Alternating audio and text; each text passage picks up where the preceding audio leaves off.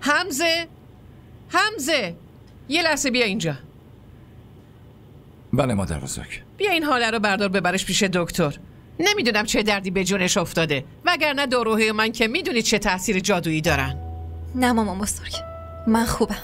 وای مگه خوب همین جوریه دختر؟ حمزه یالا ببرش دکتر. مامان بزرگ من نمیخوام باهاش چایی برم. چرا؟ نکنه شما دوتا با هم دعوا کردین؟ واقعا؟ نه مادر بزرگ همینجوری. نه مامان بزرگ،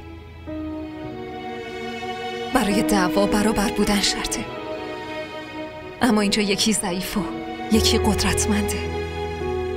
ما برابر نیستیم.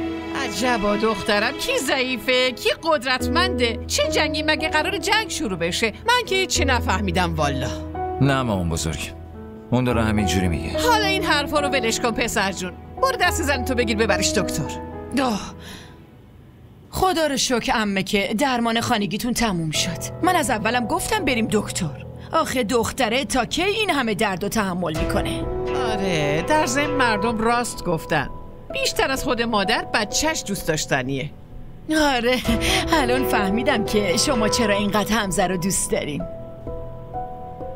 آره راست میگی. خب من برم وضو بگیرم، الان وقت نمازم میرسه.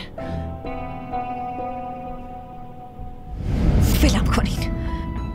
حاله این چه رفتار زشتی بود کردی؟ از مامان عذرخواهی کن، زود باش. نه ولش کن حمزه. من به زور نمیتونم توی دل کسی جا پیدا کنم عزیزم. حاله خوب شنیدی چی بهت گفتم، زود باش عذرخواهی کن. معذرت خواهی نمی کنم. تو نمیتونی به من زور بگی. اول صدا تو بلند کردی و دهنمو بستی. اگه برای دومین بار تکرارش کنی پس دیگه به خواست تو باید حرف بزنم، ولی من پای حرفم محکم وایستادم. این بود که به من قرص داد. من از تو همچین توقعی نداشتم. اول میری قرص میخوری که بچم سخت بشه، الانم داری به مامانم تهمت میزنی. باید خجالت بکشی. چطور میتونی این رفتار رو داشته باشی؟ شما نمیتونین آرومتر حرف بزنی؟ دعواهاتونم که تمومی نداره. بیرون داره صداتون میاد. خورم چه فکری میکنه؟ من دارم باهاش ازدواج میکنم.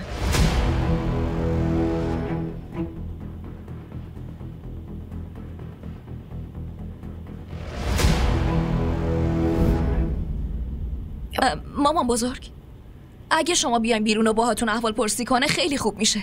خواهش میکنم لطفاً. باشه میام، نمازمو بخونم بعد میام. باشه ممنون.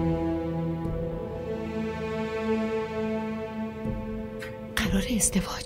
مامان نمیخواد بری، لطفاً با من بیاین. همراه ما باشید و فراموش نکنید که سابسکرایب کنید تا بهترین سریال ها را با دوبله فارسی از تلویزیون دیدی تیوی تماشا کنید.